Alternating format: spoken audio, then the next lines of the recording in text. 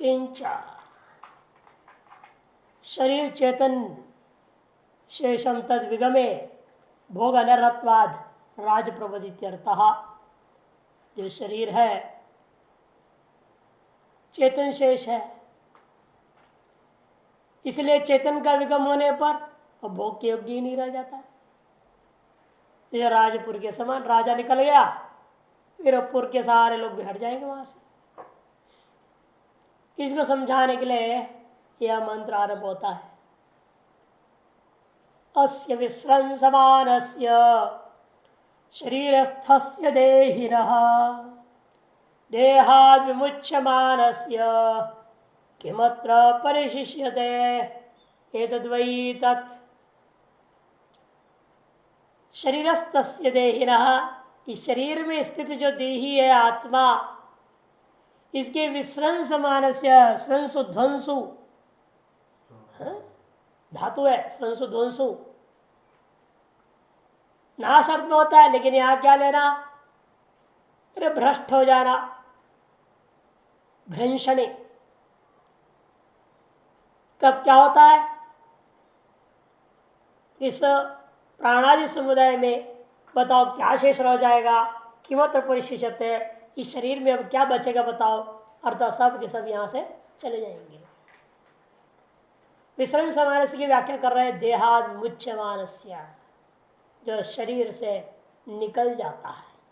निकलने के समान व्यापक आत्मा निकलता तो है नहीं, उन्हें शरीर के साथ उसकी जो विशिष्ट संबंध बुद्धि में एक प्रतिबिंब के समान जो विशिष्ट संबंध था, वह संबंध का वियोग हो जाना,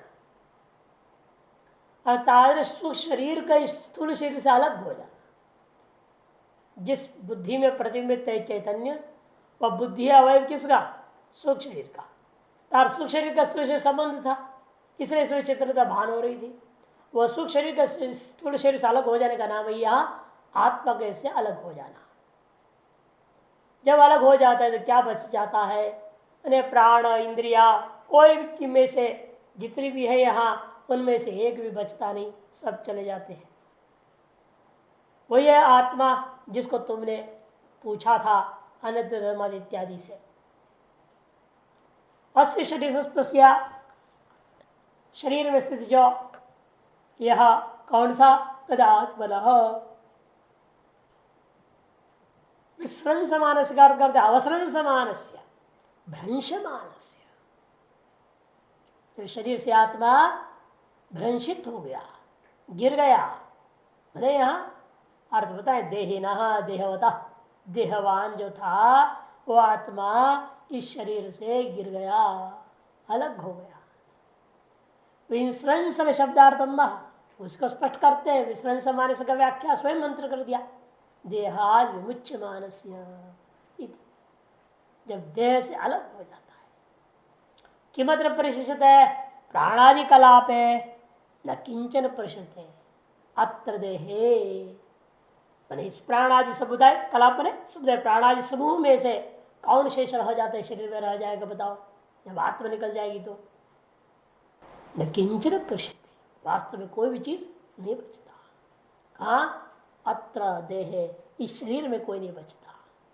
उसी प्रकार परस्वामिनो विद्रवणे इव पुरवासिना, जैसे पुर का स्वामी भाग जाए नगर छोड़ करके, पुरवासी जितने वो भी सब छोड़ के चले जाएंगे। जैसे भगवान कृष्ण ने सबको लेके छोड़ दिया, किसको, मथुरा को, द्वारका चले गए तो सारे के सारे चले। उसी प्रकार यहां पर यस्य आत्मनो अपगमे, जिस आत्मा का हट जाने पर क्षणमात्रा कार्यकरण कलापुरम सर्वमिदम हता बलम, एक क्षण मात्र में, ज्यादा देर नहीं लगता, यानी कि आत्मा यहाँ से चला जाएगा, शरीर से अलग हो जाएगा, उसके बाद में कई घंटों तक एक एक करके क्रम से एक एक इंद्रियां निकलती है, ऐसी बात नहीं। एक क्षण भी देर नहीं लगता, आत्मा अलग हुआ नहीं, सब गायब। क्षण मात्र कार्यकरण कलाप रूपम सर्वमिदम हतबलम विध्वस्तम भवति नष्टम भवति स्वन्य सिद्धा। ये संपूर्ण जो कार्यकरण कलाप समूह है, ये सारे के सारे बल रहित हो जाते हैं और नष्ट हो जाते हैं। इसलिए सिद्ध हो गया इन सब से अलग सो वात्वा अन्य सिद्ध, शरीर आदि से अन्य ये सिद्ध होगा। तो पूर्व पक्ष कहता है श्यान मदम, आपका कहना हम मान भी लेते हैं किंतु ऐसा हो नहीं सकता है, क्योंकि आत्मा आपका जीव का लक्षण क्या किया है, पाणिनि ने धातु बनाया, जीव प्राण धारणे धातु है। टीका में नो जीव प्राण धारणे धातु स्मरणात् शरीर से जीवनम नाम प्राण धारण। शरीर का जीवन उसी का नाम है जो प्राण का धारण करना। प्राण संयोगश्च प्राण धारणम, और प्राण का संयोग बने रहने का नाम ही प्राण का धारण करना है। कुंडे धारणवत तदृश प्राण से हेतुत्व संयोगाशत्वा, इसीलिए इस शरीर का जिंदे रहने या मरने में प्राण ही हेतु होता है, आत्मा नहीं। आपने कैसे कहा आत्मा अलग हो गया तो शरीर मर जाएगा, आत्मा रहेगा तो शरीर जिंदा रहेगा, बल्कि व्याकरण के अनुसार तो प्राण रहता है तो शरीर है, प्राण निकल गया तो शरीर मर जाएगा। से प्राण का संयोग और वियोग से शरीर का रहना और नष्ट होना व्यवहार में होता है, व्याकरण के अनुसार भी ऐसा है। फिर आपने कैसे कह दिया आत्मा का होने और न होने पर शरीर का जिंदा और मरना, ये बिल्कुल गलत आप कह रहे हो, ये पूर्व पक्ष है। प्राण अपानादि अपगमादेव इदम विध्वस्तम भवति श्यान मतम, आपका कहना मान भी लेंगे, लेकिन वास्तव में प्राण अपान आदि का अपगमात इस शरीर से हट जाने पर एव इदम विध्वस्तम भवति, ये शरीर मर जाता है। न तो तद व्यतिरिक्त आत्मगमात, इसे प्राणादि से भिन्न कोई दूसरा आत्मा नाम को वस्तु को मानना और उस आत्मा का हट जाने से शरीर का मरना, यह अधिक कल्पना आप जो कर रहे हो ये उचित नहीं है। कि प्राणादि भी रेव ही मर्त्यो जीवती, कि प्राणादियों के द्वारा ही यह मर्त्य मनुष्य जिंदा रहता है और प्राणादि हट गए मनुष्य मर जाता है। इसलिए इस मंत्र के द्वारा ही पूर्व पक्ष कहने का मतलब क्या है, इस मंत्र से भी शरीर से भिन्न आत्मा की सिद्धि नहीं होगा, शरीर से भिन्न प्राण की सिद्धि हो रहा है इस मंत्र से। चौथा मंत्र जो आपने पढ़ा वह मंत्र से शरीर से भिन्न आत्मा की सिद्धि नहीं है, प्राण की सिद्धि है, ऐसे जब पूर्व पक्षी कहता है तब सिद्धांत जवाब में अगला मंत्र अवतरण कर दिया। कहते नहीं नहीं देखो साफ साफ कहता है प्राण अपान से भी अलग आत्मा है, तो पांचवा मंत्र से स्पष्ट है।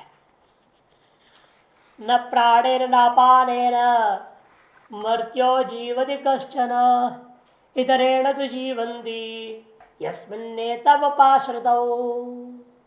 न प्राणेन न अपानेन मर्त्यो जीवति कश्चन, मर्त्य जो मनुष्य है न तो प्राण के द्वारा जीवित रहता है न अपान के द्वारा जीवित रहता है, इनमें से किसी के द्वारा नहीं। कश्चन मर्त्य, कोई भी मनुष्य इनके द्वारा न जीवती, न प्राण न जीवती न अपान न जीवती, किंतु इतरेण तो जीवंती, किंतु प्राण अपान आदि से सबसे अलग एक आत्मा नाम का वस्तु है, उसी के द्वारा ये जीवित रहता है।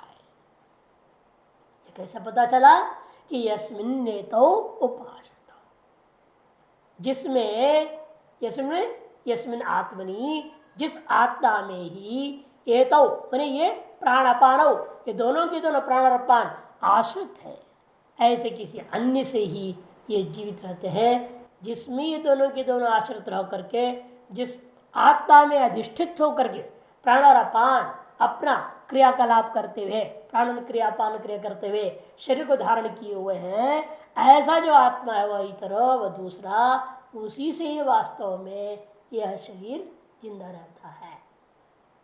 इसलिए वह आत्मा हट गया तो प्राणापान भी हट गए, जिसमें आश्रित्व है वो हट जाएंगे तो क्या होगा। जैसे पर्दा हट गया तो पर्दे पे जो चित्र थे भी तो हट जाएंगे। जैसे नाटक के स्टेजों में आप देखा होगा, नहीं अनेक पर्दे लगाते हैं, अलग अलग उसमें चित्र होते हैं। जैसा आपका वह दृश्य है उसके अनुरूप एक एक अलग अलग पर्दा होता है। पहले से मालूम है नाटक में कितने दृश्य हमें दिखाना है, उसी हिसाब से कहीं सड़क उड़क पे जैसे वाला भी होता है मकान उकान के साथ, लगता है आदमी खड़ा है इधर इधर तो लगता है सड़क पे खड़ा है, ऐसे दिखेगा सब दूर से, पीछे ऐसा सीनरी वाला पर्दा होता है। और फिर जंगल उंगल जैसे एक होता है पगडंडी जैसे दिखा देते हैं, एक वो पर्दा डालते हैं, ऐसे एक पर्दे होते हैं जिसको खींच दिया गायब हुए सारा चित्र, सीनरी बदल गए। तीसरे कहते हैं कि देखो वैसे यहां भी हाल है, आप समझ रहे प्राण और अपान के शरीर जिंदा है, ऐसा नहीं। ये प्राण और अपान जो है जिस आत्मा में आश्रित होकर काम करके शरीर को जिंदा रखने के समान कार्य कर रहे हैं, उस आत्मा घटने से प्राणापान घट गया, इसलिए आपको भ्रम हो गया। आप सोच रहे हैं, इसलिए व्याकरणकार पाणिनि को बड़ा भ्रांति हो गया, उन्होंने लिख दिया जीव प्राण धारण। ऐसा अर्थ वास्तव में नहीं, आत्मा ही वास्तव में शरीर को धारण करता है, जीव आत्मा है, प्राण धारण जो हो रहा है वो आत्मा की वजह से हो रहा है। न इसलिए न प्राणे न अपाने न चक्षुरादि न वा, केवल प्राण और अपान क्रिया ही नहीं, भाष्यकार यहां जानकर जोड़ दिया अन्य किसी इंद्रियों के द्वारा भी नहीं। चक्षुरादि न वा मर्त्यो मनुष्यो देहवान कश्चन न जीवती न कोपि जीवते से अन्वय होगा। कोई भी जीव, चन अपि अर्थ में कश्चन, कह चन मैंने अपि कोपि न जीवती, कोई भी मनुष्य जो देहवान जो मनुष्य है वह न तो इंद्रियों के द्वारा न प्राणादि क्रियाओं के द्वारा जीवित रहता है। क्यों? नहीं ऐसा पदार्थानाम सहत्यकारित्वा जीवन हेतुत्व उपपद्यते है, क्योंकि जो है ये जो प्राण आदि है और इंद्रियां वगैरह ये कैसे हैं? येषाम प्राणादि नाम चक्षुरादि नाम च परार्थानाम, ये अपने लिए नहीं होते, ये दूसरों के लिए। चक्षु के लिए रूप नहीं देखता, चक्षु आपके लिए रूप देखता है, क्योंकि वास्तव में चक्षु देखता ही नहीं है, आप ही चक्षु के द्वारा देखते हैं। व्यवहार क्या होता है? चक्षु ने देखा, आंख से देखते हैं हम, आंख अपने आप कहां से देख लेगा? आप ना हो पीछे, आंख देखता नहीं। मन के द्वारा आप आंख से जुड़ते हैं और आंख से देखना चाहते हैं तो देख लेते हैं। इसे इनका कहना है कि देखो ऐसा परार्थानाम, ऐसा मैंने प्राणादि नाम और चक्षुरादि नाम, ये जो प्राणादि और चक्षुरादि है ये कैसे है? ये परार्थानाम, वे परार्थ के लिए, दूसरों का प्रयोजन, पर मैंने कौन? दूसरा, दूसरे का अर्थ मैंने प्रयोजन को सिद्ध करने के लिए है, दूसरे के प्रयोजन को सिद्ध करने के लिए होते हैं। क्यों? सहत्यकारिता, क्योंकि ये सहत्यकारी है, एकजुट होकर के कार्य अवयवों का समूह संघात रूपा होने के कारण से। इसलिए सांख्य कार्य ने पढ़ाया था संघात से परार्थत्वात् कह दिया था, संघात से परार्थत्वात्, वही परार्थत्वात् को परार्थानाम कह दिया। संघात से के यहाँ पर दूसरे शब्द रख दिया सहत्यकारित्वात्, संभूय कारित्वात् कहो, सहत्यकारित्वात् कहो, एकजुट होकर, जैसे एक ही खंबे पर मकान नहीं होता है ना, चार खंबे चाहिए, चार खंबे मिल करके छत को खड़ा कर लेते हैं, नदी के खंबे पर कैसे रहेगा? छत गिर जाएगा। मिल करके ना, फिर दीवार है, खिड़की है, सब सहत्यकारी बन के एक मकान बन गया। इधर से प्राणादि पंच क्रियाएं हैं और चक्षुरादि 10 इंद्रियां हैं, ये सब मिल करके इस शरीर को जिंदा रखे। इसलिए इनमें से एक आध बिगड़ जाए तो भी काम चलते रहता है। मैंने एक खिड़की टूट भी जाए तो क्या है? चल रहा है। लेकिन कांच टूट गया, कांच निकाल दिया, जैसे भी हो तो भी काम चलता है कि नहीं चलता है? इसी प्रकार यहाँ पर भी एक आध पुर्जा खराब भी हो जाए तो भी काम चलते रहेगा। प्राण बिगड़ जाए किसी की तो भी काम चल रहा है, अपान बिगड़ जाए तो भी काम चल रहा है। लेकिन प्राण और दो खींच के रखा हुआ है, उदान वायु और प्राण वायु मिलकर ऊपर की ओर खींचते हैं, अपान वायु नीचे की ओर खींचता है। जिसकी अपान वायु बिगड़ जाती है वो खड़ा भी नहीं हो पाता। इसीलिए दस्त लग गया हो क्या होता है? आदमी कमजोर हो जाता है, सर में चक्कर आ जाता है। जिसे प्राण और उदान वायु बिगड़ जाए तो श्वास फूलने लगता है, परेशान हो जाता है। तीसरे कहते हैं ये है सब मिल करके शरीर को खड़े होने, बैठने, घूमने फिरने सब काम करने लायक बना रखे हैं। जीवन हेतु तो उपपद्यते है, इसलिए ये जीवन के प्रति ये कारण है, ऐसा न उपपद्यते अन्वय कर लेना।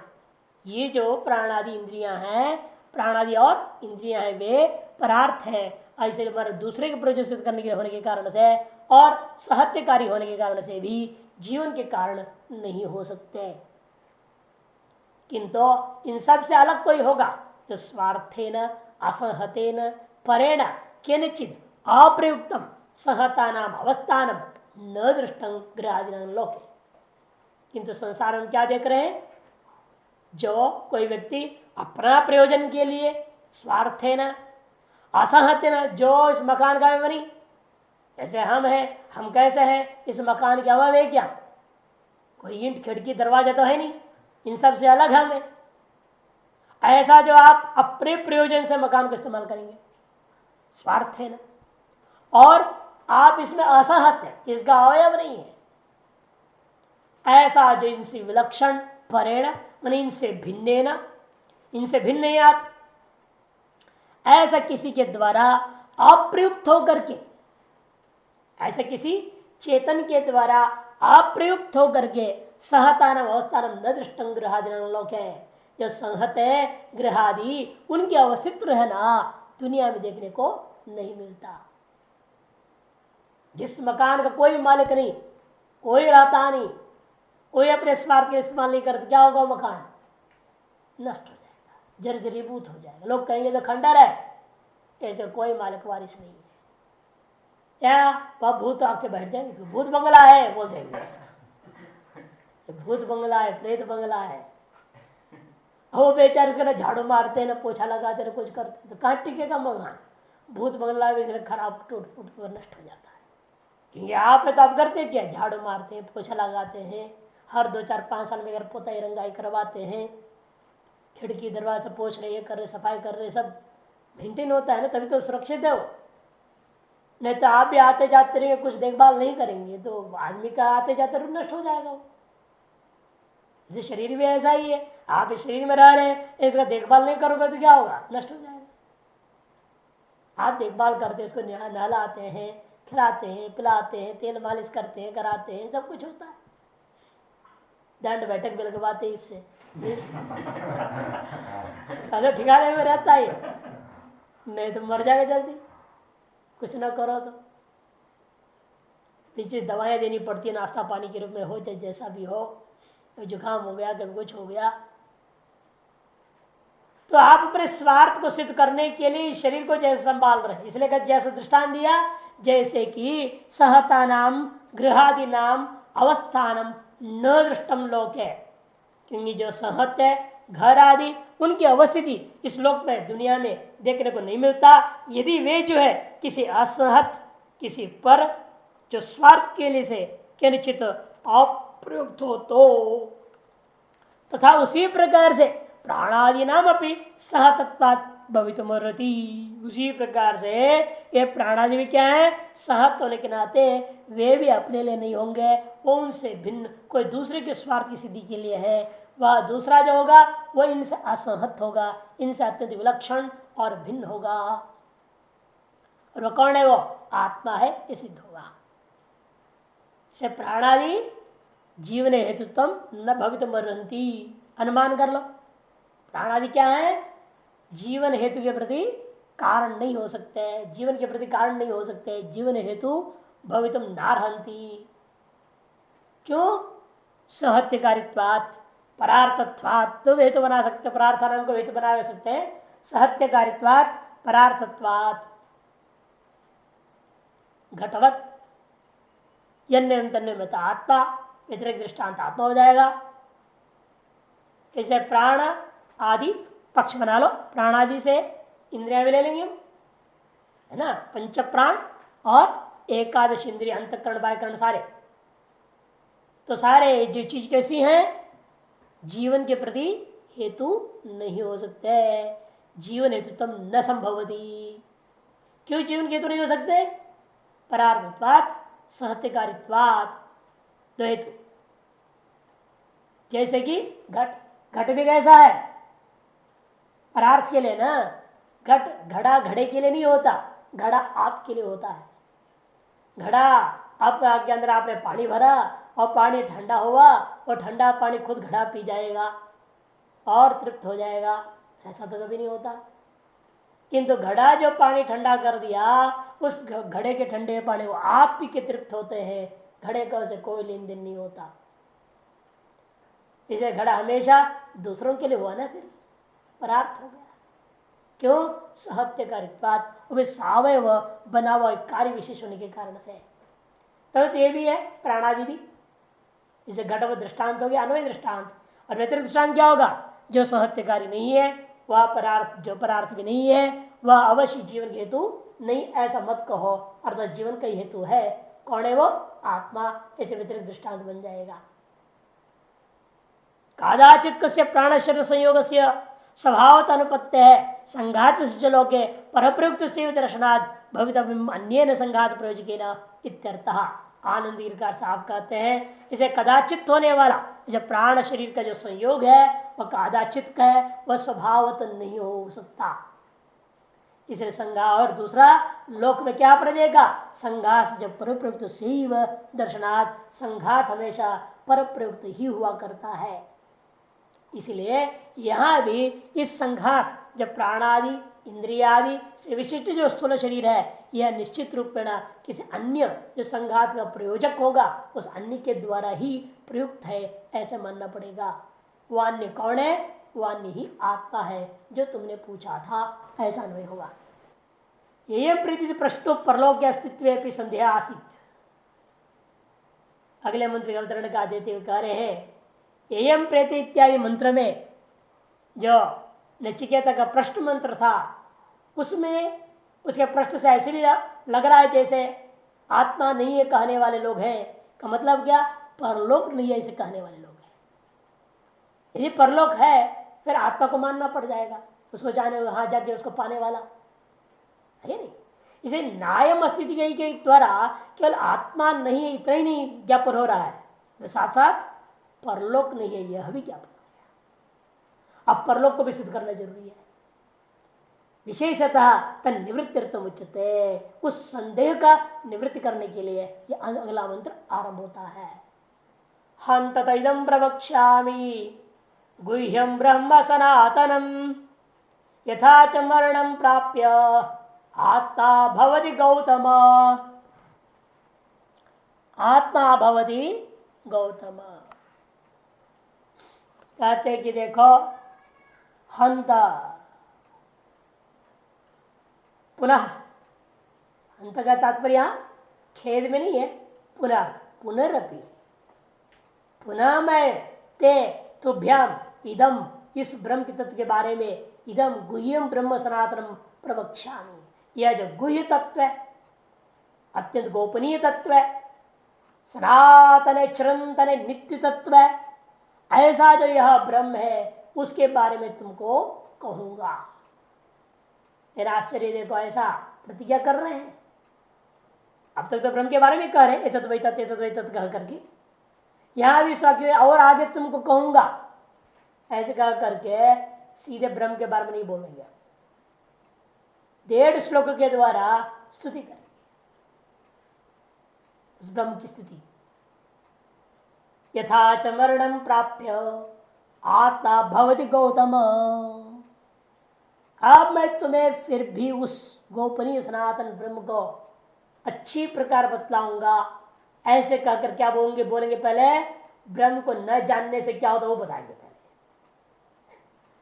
तरीका देखो कैसे, ब्रह्म को न जानने से क्या दुर्गति होती है वो बताएंगे, ताकि व्यक्ति को सावधान करना है। भाई जिस ब्रह्म को मैं बताने जा रहा हूं वो ऐसा वैसा चीज नहीं है, तुम हल्का ढंग से बिल्कुल ध्यान से नहीं सुना, सोते सोते सुनो, ऐसे नहीं करने का, ध्यान से सुनना।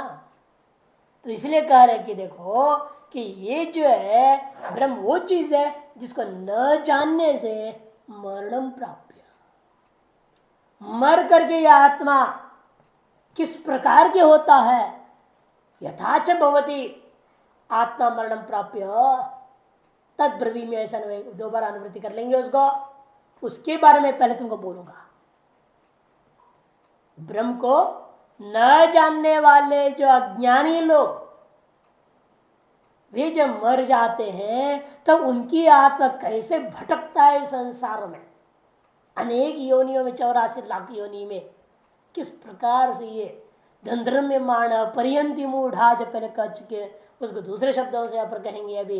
इसलिए तुम सावधान हो जाओ, उस ब्रह्म को अच्छी तरह से ध्यान सुनो समझो। ये तदर्थ जान करके यहाँ मरणोत्तर काल अज्ञानी जीवात्मा का दुर्दशा का वर्णन करेंगे। वह किस प्रकार का होता है उस प्रकार के यह बतलाएंगे। हंता इदानीम पुनरपि ते तुभ्यम इदम गुह्यम गोप्यम ब्रह्म सनातनम चरंतरम प्रवक्ष्यामि। हंता आप पुनः अपि पुनरपि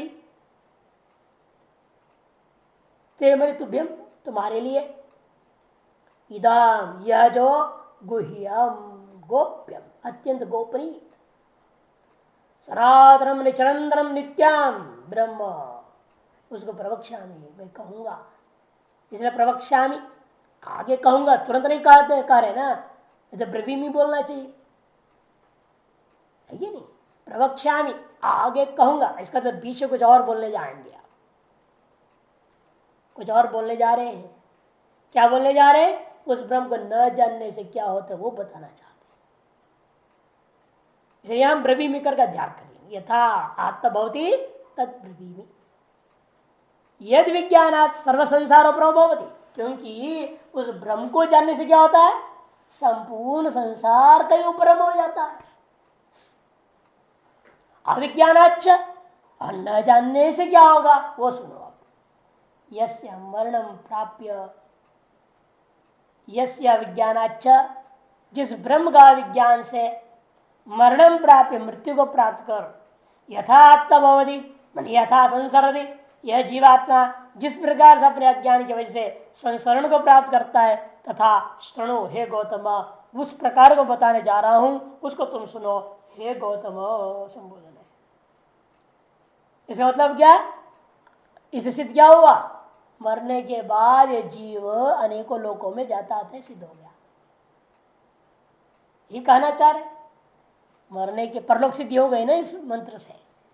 इसका मतलब जो जान लिया उसके लिए संसार नाम की चीजें नहीं रह गया, और जो नहीं जाना उसके अनेकों लोक भी है, और लोकों में भटकेगा, अनेकों योनियों में जाएगा, देव योनि में जाएगा, ब्रह्म योनि में जाएगा, गांधर्व योनि में जाएगा, है नहीं, अप्सरा योनि में जा सकता है, किस भी योनि में जा सकता है। योनि मन्ये प्रपद्यन्ते शरीरत्वाय देहिनः स्थाणुं मन्ये अनुसंयन्ति यथा कर्म यथा श्रुतम्।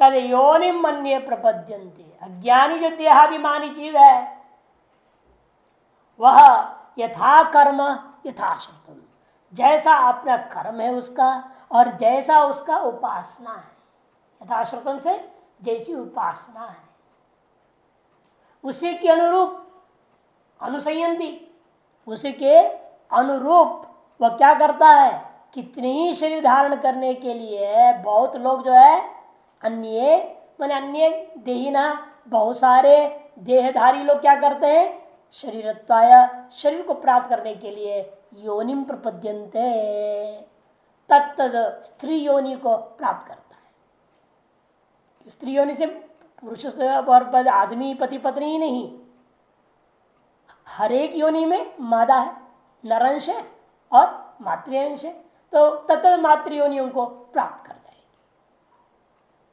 जैसा छिपकली है उसकी पत्नी होगी ना छिपकली, उसको प्राप्त कर जाएंगे।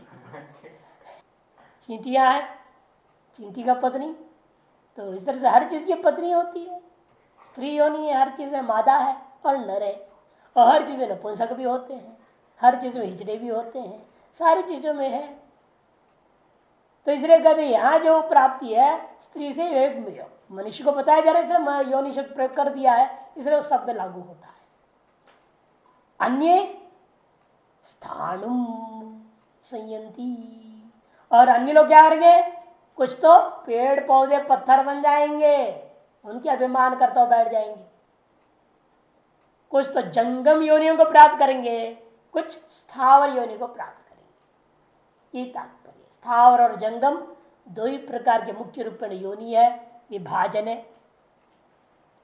जंगम ने घूमने फिरने वाले जो है उनको जंगम योनि कहा जाता है, और स्थावर योनि उन्हें कहते हैं जो पेड़ पौधे पत्थर जो घूमते फिरते नहीं है। मकान भी एक योनि है, इस मकान का अभिमान ही होता है जीव। मैं यूं करके बैठा हुआ है मकान, मकान गिर जाएगा, वो मर जाएगा, बेचारा गया, उसका अभिमान छोड़ के चला जाएगा। इसके भी देवता होते हैं, वास्तु देवता है ना, सब चीज है। इसलिए सभी स्थूल जो है, चाहे वह जंगम हो चाहे स्थावर हो, तत्त कारण स्वरूपों को, तो कारण क्या है, तत्त बीज और योनि, उनको प्राप्त कर जाएंगे जीवात्मा। बीज में हम जाएंगे, फिर बीज से योनि में आएंगे, योनि के गर्भ में जा करके और गर्भ में ठहर कर वहां से बाहर निकलेंगे। भाष्य देखिए स्पष्ट कहेंगे इन बातों को। योनि मने योनि द्वारा शुक्र बीज समन्विता संतो। योनि से तात्पर्य यहां योनि द्वार को प्राप्त कर जाएंगे। योनि द्वार को प्राप्त करने से क्या फायदा होगा, द्वार से निकल जाए तो क्या होगा, तब कहते नहीं, शुक्र बीज स्वनिता संतो, शुक्र और बीज दोनों से मिली हुई होकर के वो गर्भ में बैठेंगे, ये उसका तात्पर्य। बहिद्वार से मत तात्पर्य नहीं है, अंतद्वार। योनि का जो भीतर का द्वार है वो गर्भ का मुख होता है, वहां पर जाकर के वो चला गया का मतलब है गर्भ में स्थापित हो गया। क्या, शुक्र और बीज। अन्य केचित अर्थ, अन्य मंत्र में जो है उसका कुछ देहधारी लोग मरने के बाद जो जीवात्माएं वह गर्भ को प्राप्त होते हैं। अन्य केचित अविद्यावंत, कौन है वो अन्य के तात्पर्य, ये सब जब ब्रह्म विद्या को प्राप्त नहीं किए, अविद्यावंत, अविद्यावान लोग, मूढ़ा प्रपद्यन्ते, मूढ़ लोग प्राप्त करते। वो क्यों चले जाते गर्भ में, शरीरत्वाय, शरीर ग्रहणार्थम, शरीर को ग्रहण करने के लिए जाते। ऐसे मूढ़ अविद्यावान लोग कौन है वो, देहिनः, देहवंत, देह में आत्मा आदि को बुद्धि करने वाले मूढ़ लोग होते हैं। वे योनि प्रविशन्ति इत्यर्थः, वह योनि में प्रवेश करते हैं, ये इसका अर्थ है।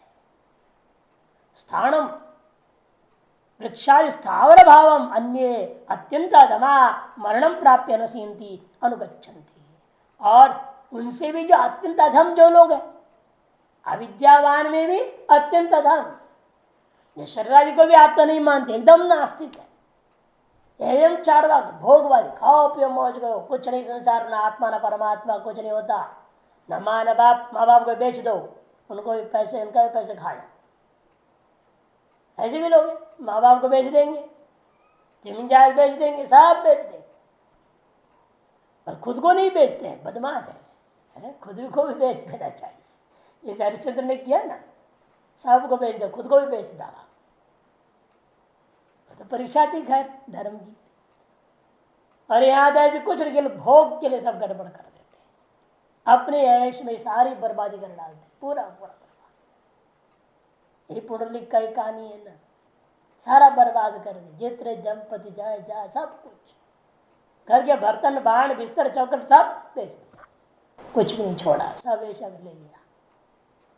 ये दुर्दशा होता है जब मति भ्रमित हो जाता है, पाप जगते हैं, तो आदमी विनाश काले विपरीत बुद्धि हो जाता है। तो ये है कि अत्यंत अधम जो लोग होते हैं वो मरण के बाद में इसलिए क्या होंगे, वो स्थावर भाव को प्राप्त कर जाएंगे। उनको मनुष्य हो गया योनि, क्या कुत्ता बिल्ली का भी योनि नहीं देंगे भगवान, सीधा उसका पेड़ बना देंगे, पत्थर बना देंगे, तो पत्थर के मान बैठे, गंगा जी पत्थर के मान, फिर वहां से कोई उठा के उसको नींव में डाल देगा, नींव में बैठा रहेगा, कितने वर्षों तक वह पड़ा रहेगा, वो अपने पाप समाप्त होने तक नींव का पत्थर बन के मकान में पड़ा रहेगा।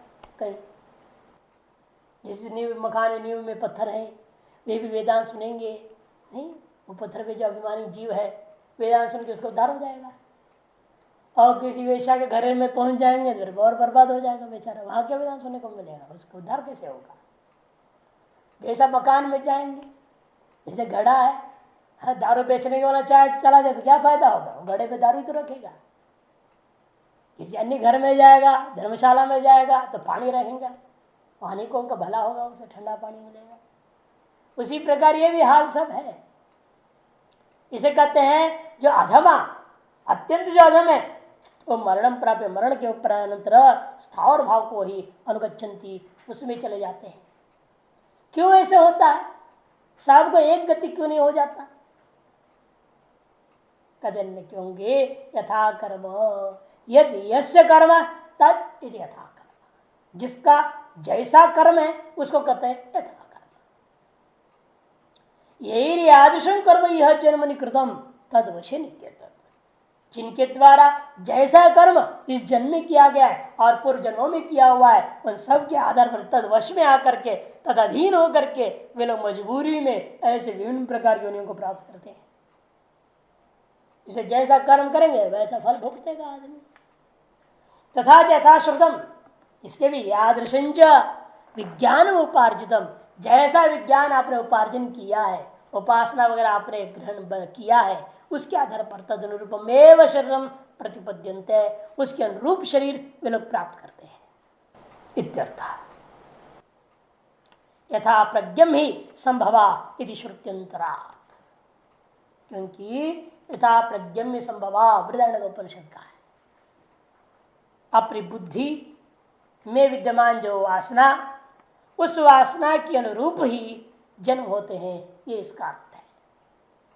यथा प्रज्ञम माने यथा बुद्धिस्थ वासना, जैसी वासना जग जाती है वैसी वो जन्म को प्राप्त होगी। कुत्ते की वासना जग गई तो सीधा कुत्ते का योनि में चला जाएगा।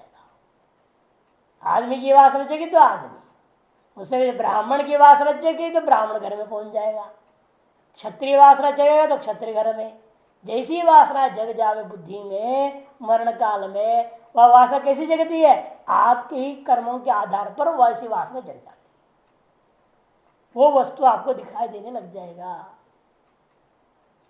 और भूत प्रेत में योनि में जाना तो वो चीज दिखाई देगा, उसकी वासना जग जाएगी, वो याद आ जाएगा, भूतों का याद, प्रेतों का याद आ जाएगा। जैसी योनि प्राप्त होनी है वैसी चीज आपको दिखेगा। सर्प योनि में जाना होगा तो मरण काल में सांप दिखने देंगे, डर डर के मारे रहेगा नहीं उस समय में। वह सांप को देख कर तो बहुत प्यार लगेगा, बहुत अच्छा लगेगा, हाँ कितना सुंदर, कितना प्यारा है, बोल के उसी में एक हो जाएगा, तादात्म्य हो जाएगा और सर्प योनि में चला जाएगा। बाकी टाइम में स्वप्न में सर्प देखता तो क्या है, डर जाता है, उड़ जाता है। मरण काल में जब सर्प दिखाई दे या ऐसा कोई भी चीज दिखाई जिसको उसका प्रजन्म लेना है, उसमें उसको प्रीति हो जाती है, उससे सब तादात्म्य हो जाता है।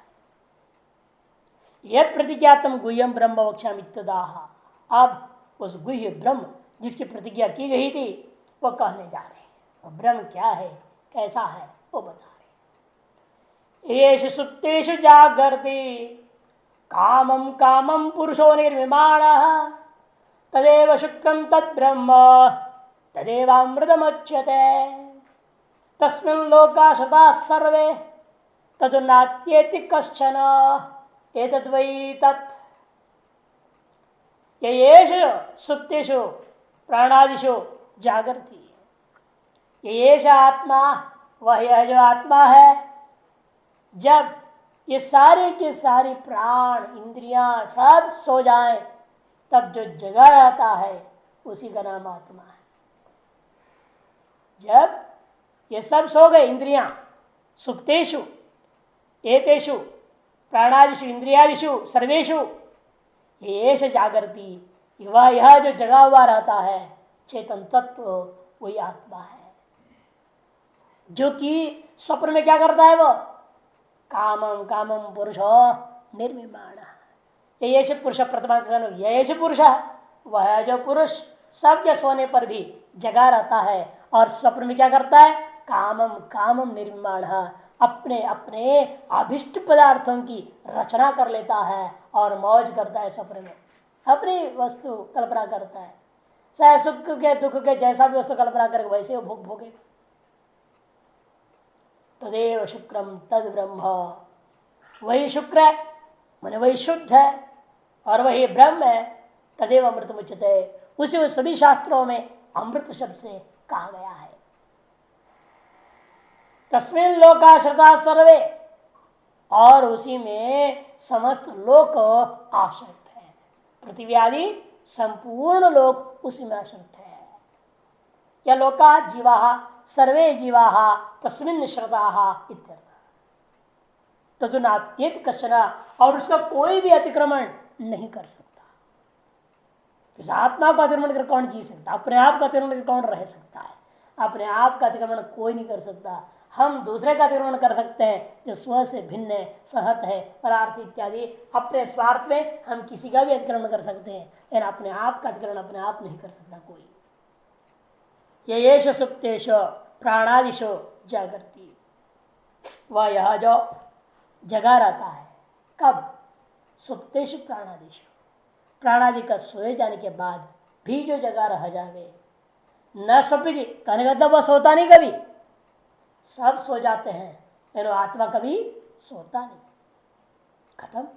क्यों नहीं सोता? ना सो करके करता क्या? फिर जगह जगह क्या करेगा वो? जगह रहते हुए दो काम कर सकता है, या तो स्वप्न देखेगा या सुषुप्ति में स्वस्वरूप आनंद का अनुभव करता हुआ उसका आवरणता ज्ञान को भी अनुभव करेगा।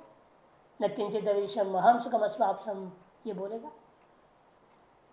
इसलिए स्वप्न में है तो दृश्यों को निर्माण करके दृश्यों को अनुभव करेगा, और सुषुप्ति में है तो आनंद और अज्ञान का अनुभव करने वाला बन के रहेगा। जबकि इन दोनों अवस्था में क्या है? सारी इंद्रियां सोती रहती, कोई भी इंद्रिय जगा हुआ नहीं रहता है ना। इसी को लेकर तो वह बृहदारण्यक उपनिषद की ज्योतिर्ब्राह्मण क्या श्लोक बना है? क्या श्लोक बना था? किं ज्योतिस्तो भानुमान हनि में रात्रौ प्रदीपादिकम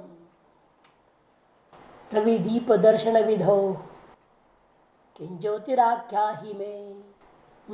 रवि दीप दर्शन विधौ किं ज्योतिराख्या ही में चक्षुस्तन निमीलनादि समये किं धीर्धियो दर्शने तत्र हमेव परमकम अहमेव परकं ज्योतिर तदस्मि प्रभो।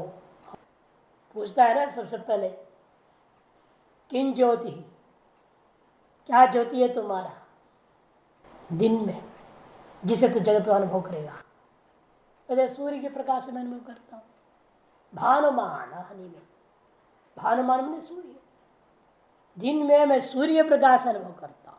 रात्रों प्रदीपादि, प्रदीपादियों के से।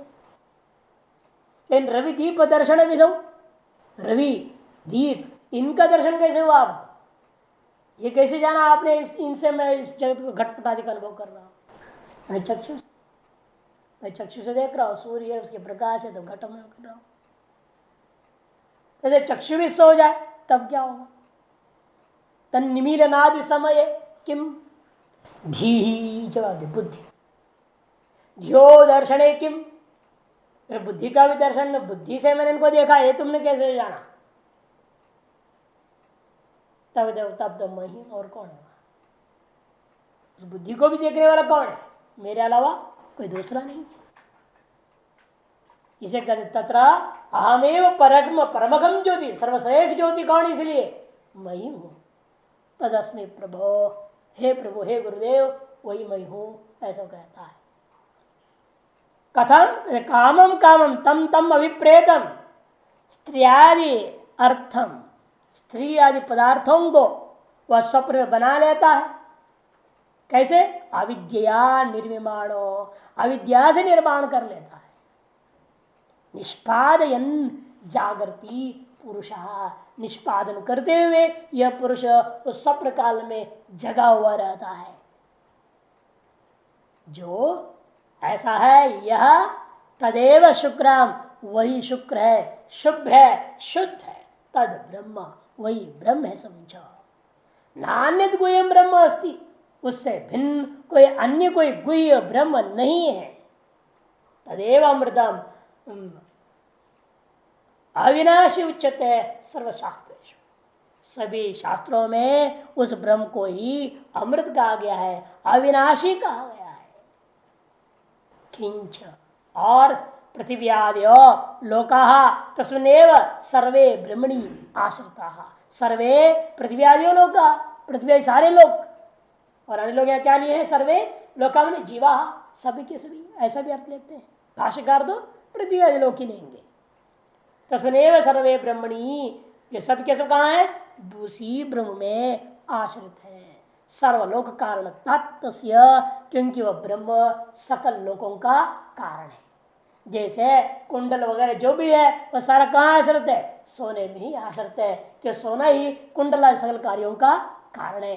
पृथ्वी सकल लोकों का कारण होने के नाते, ब्रह्माधिष्ठान रूपेण कारण होने के नाते, या अध्यारोपाधिष्ठान के कारण होने के नाते वह ब्रह्म में ही ये सब के सब आश्रित है। न तो तदो नात्यति कश्चन इत्यादि पूर्वदेव तदुनात्यति कश्चन इत्यादि मंत्र भाग का पूर्वदी व्याख्या कर लेना चाहिए। उसका अतिक्रमण कोई भी कर नहीं सकता है। वही यह है जो तुमने पूछा था अन्य इत्यादि प्रश्न के द्वारा। पूर्वदेव अनेक तार्किक कुबुद्धि विचालित अंतःकरणानां प्रमाणोपन्नम अपि आत्मिक विज्ञानम असकृत उच्यमानम अपि अनृजु बुद्धीनां ब्राह्मणानां चेतसी नाधियत इति तत्प्रतिपादने आदरवदी पुनः पुनराह श्रुति। अगले मंत्र का उत्तर के जबरदस्त दे रहे हैं। कहते अनेक तार्किक कुबुद्धि से विचलित अंतःकरण वाले जो सीधे साधे लोग हैं, सीधे साधे को भी भड़काया जा सकता है, घुमाया जा सकता है, और जो अंडृज बुद्धि कुटिल बुद्धि वाले वो तो तर्क के दिन जल्दी भाग जाएंगे। सीधे साधे आदमी तो तर्क को एक तो समझेगा ही नहीं, पहली बात तो ये हो जाती, कई बार अरे क्या बोल रहे छोड़ो, समझ में नहीं आती है। सीधे साधे आदमी है वो चक्कर में नहीं पड़ता, लेकिन इसलिए अंडृज बोल दिया भाष्यकार। अंडृज बुद्धिमान ने जो सीधा साधा बुद्धि वाला नहीं है, कुटिल बुद्धि वाला है, और कुटिल बुद्धि वाला ही तर्क के जाल फंस जाता है। इसलिए कहते हैं अंडृज बुद्धि नाम ब्राह्मणा नाम, उसे ब्राह्मणों को ले लिया कि शास्त्र प्रिय किसको है? ब्राह्मण को ही है। और ऐसे बेचारे ब्राह्मण जो होते हैं जिनका थोड़ा सा बुद्धि पर शास्त्र प्रविष्ट है, थोड़ा अप्रविष्ट है, ऐसे लोगों को क्या करेंगे? तार्किक बुद्धि वाले को बुद्धि वाले लोग विचालित कर देते उनके अंतःकरणों को। अतः प्रमाण से उपपन्न होने पर भी इस आत्मिक विज्ञान को, जो कि असकृत उच्यमानम अपि, एक बार नहीं अनेक बार कह दिए जाने के बावजूद भी चेत से नादियते, फिर खोपड़ी पर सवार नहीं होता, बुद्धि में प्रवेश नहीं कर पाता है। इति तत्प्रतिपादने, इसलिए ऐसे उन पर दया करता हुआ उनके लिए ही प्रतिपादन करने हेतु आदरवती श्रुति ही इस जीव ब्रह्म एकत्व में आदर रखती है, जो ऐसी श्रुति जो है पुनः पुनः आह श्रुति ही बारंबार श्रुति कहती है।